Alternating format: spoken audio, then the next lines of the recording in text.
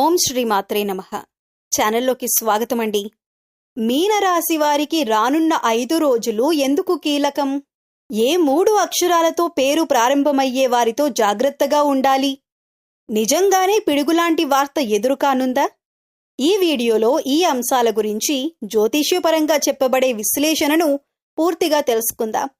Video ప్రారంభించే ముందు మా ఛానల్కి కొత్తవారైతే లైక్ చేయండి, షేర్ చేయండి. ఇంకా సబ్స్క్రైబ్ చేసి బెల్ ఐకాన్ని కూడా ప్రెస్ చేయండి. మీ యొక్క సపోర్ట్ మాకు మరిన్ని మంచి వీడియోలు తీసుకురావటానికి ఎంతో ప్రోత్సాహాన్ని ఇస్తుంది.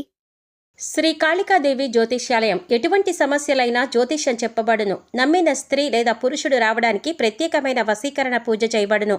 భార్యాభర్తల సమస్యలు, ప్రేమ పెళ్లి సమస్యలు, కుటుంబ సమస్యలు, ఆర్థిక సమస్యలు, డబ్బు వ్యాపార సమస్యలు, ఆస్తి తగాదాలు, సమస్య ఏదైనా గురూజీని సంప్రదించండి. గురూజీ లక్ష్మణరాజు గారు. Cell number 8056397284.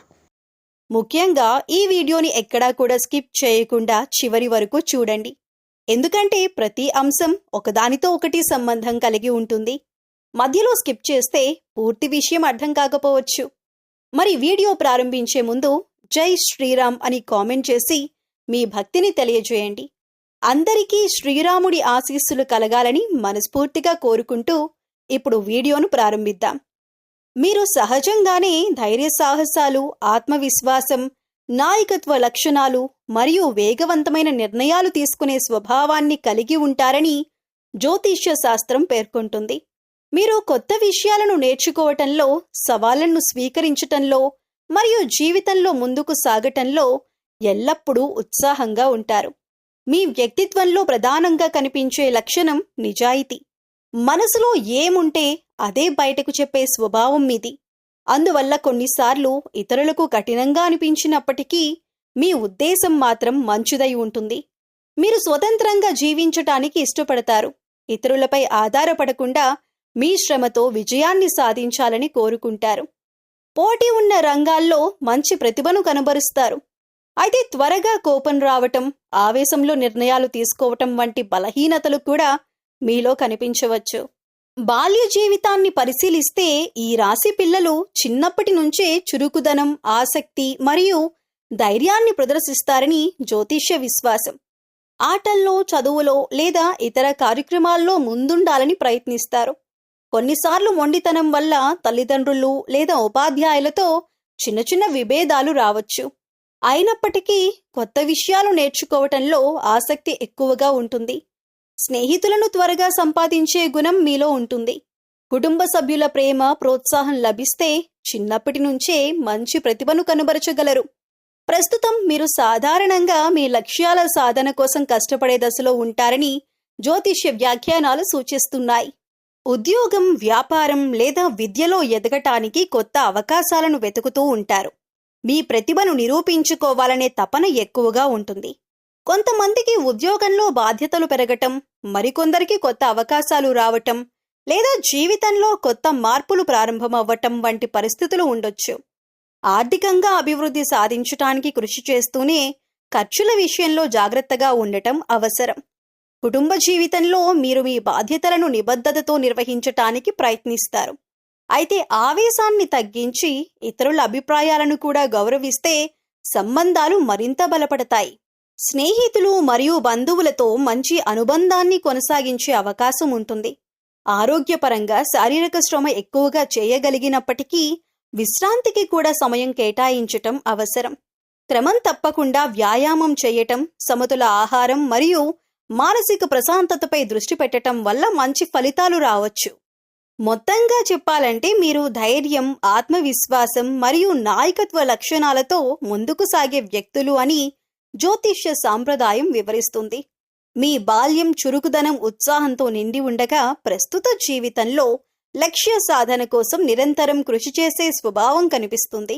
అయితే ఈ వివరణలు జ్యోతిష్య విశ్వాసాలపై ఆధారపడిన సాధారణ లక్షణాలు మాత్రమే. ప్రతి వ్యక్తి జీవితం, వ్యక్తిత్వం మరియు పరిస్థితులు, వారి కుటుంబ నేపథ్యం, విద్యా అనుభవాలు మరియు వ్యక్తిగత నిర్ణయాలపై కూడా ఆధారపడి ఉంటాయి. మీరు ధైర్యవంతులు, సాహసోపేతులు మరియు కొత్త అవకాశాలను స్వీకరించే స్వభావం కలిగి ఉంటారని భావిస్తారు. అదే లక్షణాలు మీ ఆర్థిక జీవితంలో కూడా ప్రతిబింబిస్తాయి. సంపాదించే సామర్థ్యం బాగానే ఉన్నప్పటికీ ఖర్చు చేసే విషయంలో కొన్నిసార్లు ఆవేశపూరిత నిర్ణయాలు తీసుకునే అవకాశం ఉంటుందని జ్యోతిష్య విశ్వాసం సూచిస్తుంది. మీరు సాధారణంగా కష్టపడి సంపాదించడాన్ని నమ్ముతారు. ఉద్యోగం, వ్యాపారం లేదా స్వయం ఉపాధి వంటి ఏ రంగంలో ఉన్నా మీ ప్రతిభతో మంచి ఆదాయం సంపాదించాలని ప్రయత్నిస్తారు. నాయకత్వ లక్షణాలు ఎక్కువగా ఉండటం వల్ల ఉన్నత పదవులను పొందే అవకాశం కూడా ఉంటుంది. అయితే ఒకేసారి అనేక పనులు చేయాలని ప్రయత్నించటం లేదా త్వరగా లాభాలు రావాలని ఆశించటం వల్ల కొన్ని ఆర్థిక ఇబ్బందులు ఎదురయ్యే అవకాశం ఉంటుంది. మీరు సంపాదించిన డబ్బును కుటుంబ అవసరాలు, వ్యక్తిగత అభిరుచులు లేదా కొత్త అవకాశాల కోసం ఖర్చు చేయటానికి వెనకాడరు. కొన్నిసార్లు అవసరం లేని వస్తువులపై లేదా ఆకస్మిక నిర్ణయాలపై ఎక్కువ ఖర్చు చేసే అవకాశం ఉంటుంది. అందువల్ల పొదుపు చేయటంపై ప్రత్యేక శ్రద్ధ అవసరం. సంపాదన ఎంత ముఖ్యమో దానిని సక్రమంగా నిర్వహించటం కూడా అంతే ముఖ్యమని గుర్తుంచుకోవాలి. వ్యాపారం చేసే మీకు కొత్త ఆలోచనలు, సాహసోపేతమైన నిర్ణయాలు తీసుకునే ధైర్యం ఉంటుంది. సరైన ప్రణాళికతో ముందుకు సాగితే మంచి లాభాలను పొందగలరు. అయితే ఇలాంటి పెట్టుబడులు పెట్టే ముందు పూర్తి సమాచారం సేకరించటం, ప్రమాదాలను అంచనా వేయటం అవసరం. తొందరపాటు నిర్ణయాలు తీసుకోవటం వల్ల నష్టాలు వచ్చే అవకాశం ఉండొచ్చు. ఆర్థిక పరిస్థితిని మరింత మెరుగుపరుచుకోవటానికి కొన్ని అలవాట్లు ఉపయోగపడతాయి. ప్రతి నెల ఆదాయం, ఖర్చుల వివరాలను రాసుకోవటం, ఖర్చులకు పరిమితులు నిర్ణయించుకోవటం, అత్యవసర నిధిని సిద్ధం చేసుకోవటం మంచి పద్ధతి. అలాగే భవిష్యత్తు అవసరాలను దృష్టిలో ఉంచుకొని క్రమం తప్పకుండా పొదుపు చేయటం ప్రయోజనకరం. పెట్టుబడుల విషయంలో ఓర్పు చాలా అవసరం. తక్షణ లాభాల కోసం కాకుండా దీర్ఘకాలిక లక్ష్యాలను దృష్టిలో ఉంచుకొని నిర్ణయాలు తీసుకోవటం మంచిది. ఆర్థిక నిపుణుల సలహా తీసుకొని పెట్టుబడులు పెట్టడం ద్వారా ప్రమాదాలను తగ్గించుకోవచ్చు. అప్పులు తీసుకోవలసి వచ్చినా వాటిని సమయానికి చెల్లించే ప్రణాళికను ముందుగానే సిద్ధం చేసుకోవాలి. అలాగే కొత్త నైపుణ్యాలను నేర్చుకోవటం, వృత్తిపరమైన అభివృద్ధికి ప్రాధాన్యత ఇవ్వటం ద్వారా ఆదాయ అవకాశాలను పెంచుకోవచ్చు. ఒకే ఆదాయం వనరుపై ఆధారపడకుండా అదనపు ఆదాయం వచ్చే మార్గాలను అన్వేషించటం కూడా ఉపయోగకరంగా ఉంటుంది. క్రమశిక్షణ, ప్రణాళిక మరియు ఓర్పు కలిసి వస్తే ఆర్థిక స్థిరత్వాన్ని మరింత బలోపేతం చేయొచ్చు. మొత్తానికి జ్యోతిష్య సాంప్రదాయం ప్రకారం మీకు సంపాదించే సామర్థ్యం, కష్టపడే తత్వం మరియు ముందుకు సాగే ధైర్యం బలంగా ఉంటాయి. అయితే ఆవేశపూరిత ఖర్చులను నియంత్రించటం, క్రమబద్ధమైన పొదుపు ఆలోచించి పెట్టుబడులు పెట్టటం మరియు దీర్ఘకాలిక ఆర్థిక ప్రణాళికను అనుసరించటం ద్వారా మరింత స్థిరమైన ఆర్థిక భవిష్యత్తును నిర్మించుకోవచ్చు. ఈ లక్షణాలు జ్యోతిష్య విశ్వాసాలపై ఆధారపడిన సాధారణ వివరణలు మాత్రమే. ప్రతి వ్యక్తి ఆర్థిక పరిస్థితి మీ విద్య, వృత్తి అవకాశాలు మరియు వ్యక్తిగత నిర్ణయాలపై ఆధారపడి ఉంటుంది.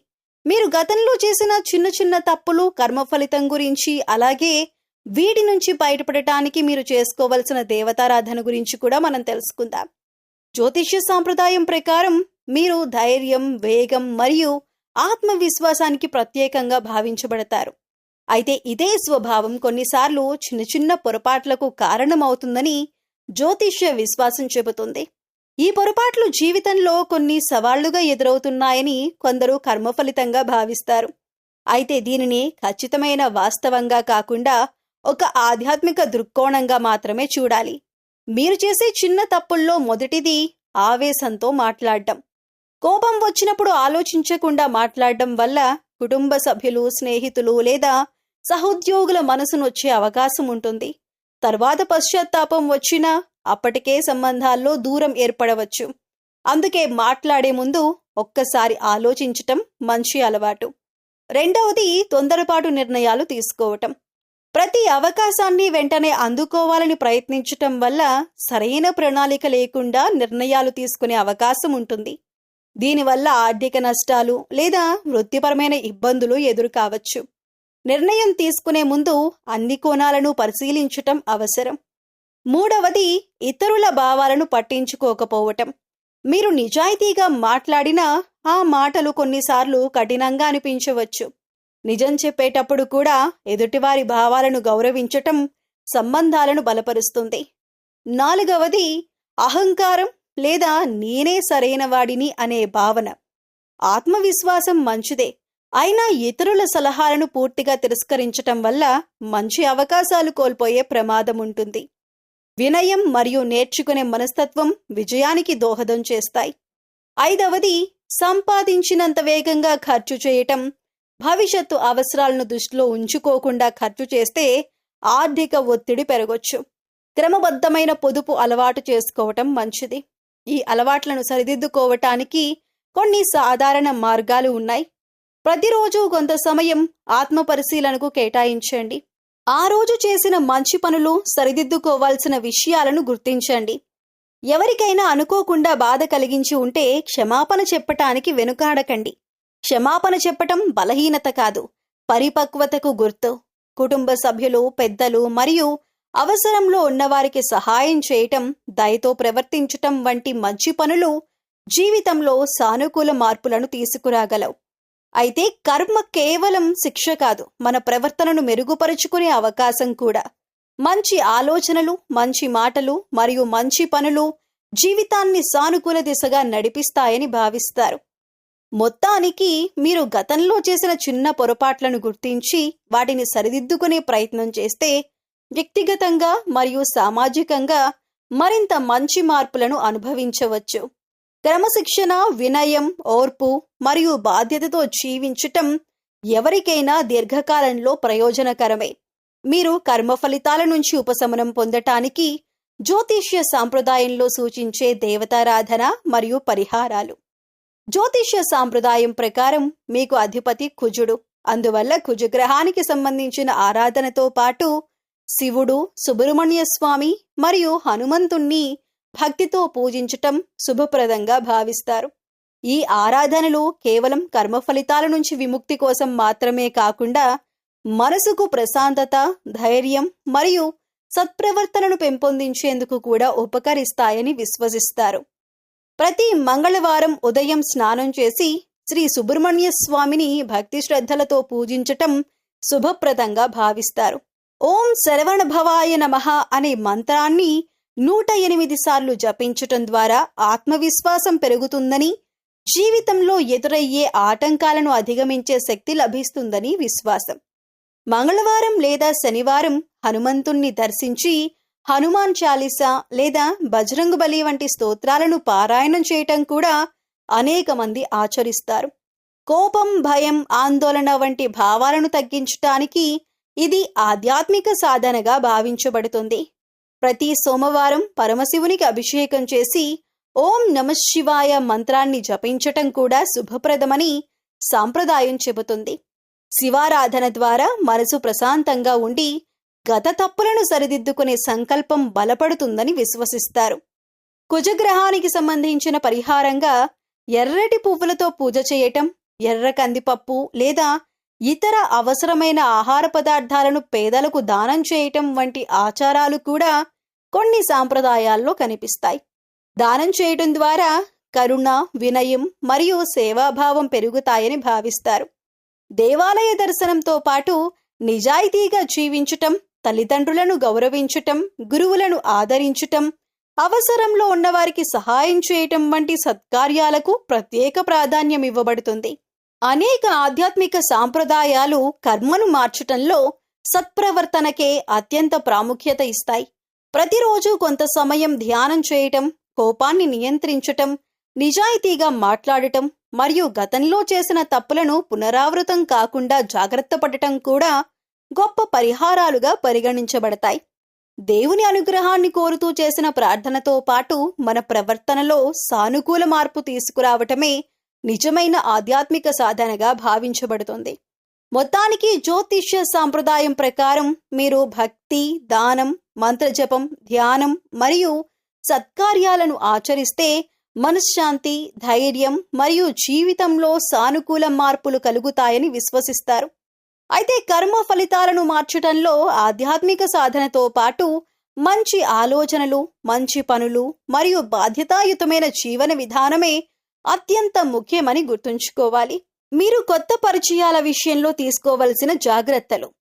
జ్యోతిష సాంప్రదాయం ప్రకారం మీరు ధైర్యవంతులు, ఆత్మవిశ్వాసం కలిగిన వారు మరియు కొత్త వ్యక్తులతో త్వరగా స్నేహం చేసే స్వభావం కలిగి ఉంటారని భావిస్తారు.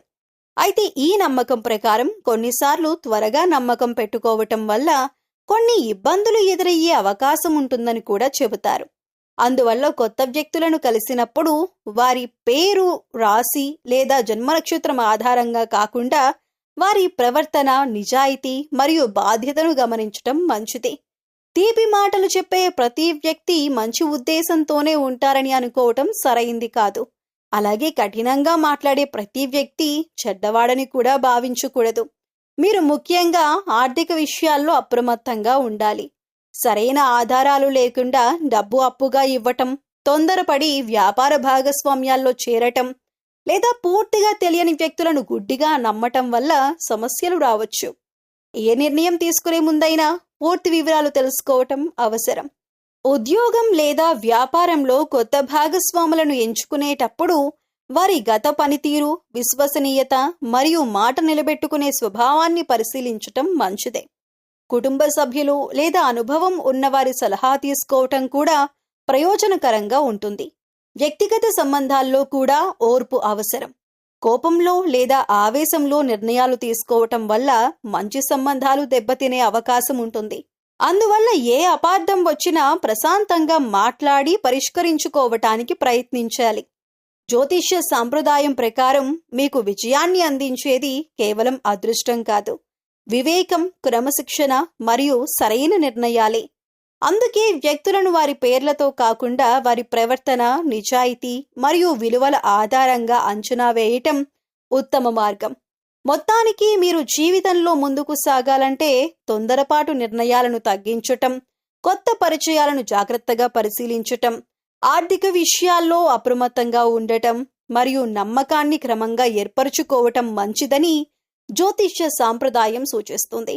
ఈ విధానం అనవసరమైన సమస్యలను తగ్గించి స్థిరమైన మరియు సానుకూల సంబంధాలను ఏర్పరచుకోవటంలో సహాయపడుతుంది. రాబోయే 5 రోజుల్లో మీరు తీసుకోవలసిన జాగ్రత్తలు జ్యోతిష్య సాంప్రదాయం ప్రకారం తెలుసుకుందాం.